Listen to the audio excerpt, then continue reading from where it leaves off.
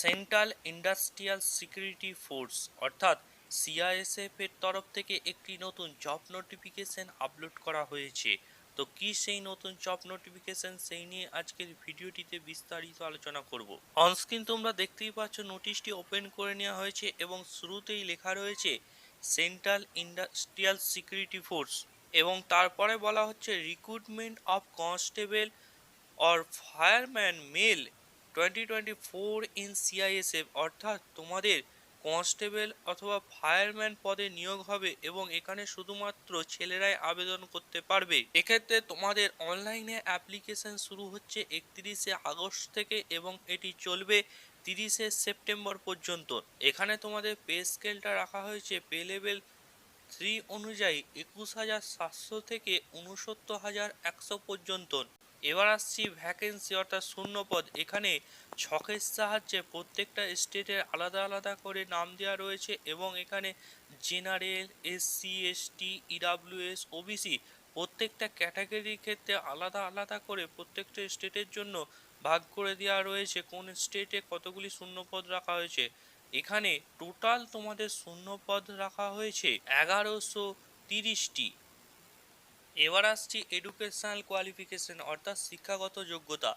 এখানে তোমাদের শিক্ষাগত যোগ্যতাটি চাওয়া হয়েছে অবশ্যই তোমাদের উচ্চ মাধ্যমিক পাস করতে হবে সায়েন্স স্ট্রিম থেকে। নেক্সট আসছি এজ লিমিট অর্থাৎ তোমাদের বয়স। এখানে তোমাদের বয়সটা চাওয়া হচ্ছে অবশ্যই তোমাদের বয়সটি 18 থেকে 23 বছরের মধ্যে হতে হবে। তোমরা যারা অনলাইনে অ্যাপ্লিকেশন করবে এখানে তোমাদের অ্যাপ্লিকেশন ফিসটা রাখা হয়েছে 100 টাকা। তবে তোমরা যারা SC, ST, ex serviceman category থেকে বিলং করো তাদের ক্ষেত্রে কোনো অ্যাপ্লিকেশন ফিস লাগছে না।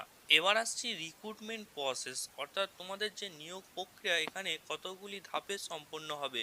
শুরুতে তোমাদের হবে ফিজিক্যাল এফিসিয়েন্সি টেস্ট অর্থাৎ যাকে পিইটি বলা হচ্ছে এবং তারপরে হবে ফিজিক্যাল স্ট্যান্ডার্ড টেস্ট যাকে পিএসটি বলা হচ্ছে এবং তারপরে তোমাদের ডকুমেন্ট ভেরিফিকেশন হবে এবং তারপরে তোমাদের এক্সাম হবে এবং শেষে তোমাদের মেডিকেল এক্সামিনেশনটা হবে।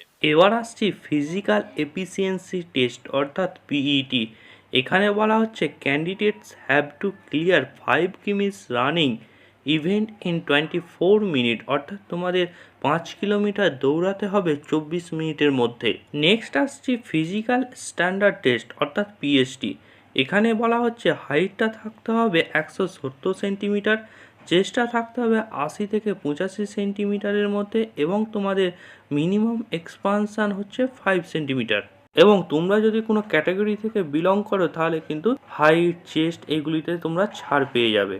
পিইটি এবং পিএইচডি হওয়ার পর এবার তোমাদের হবে ডকুমেন্ট ভেরিফিকেশন।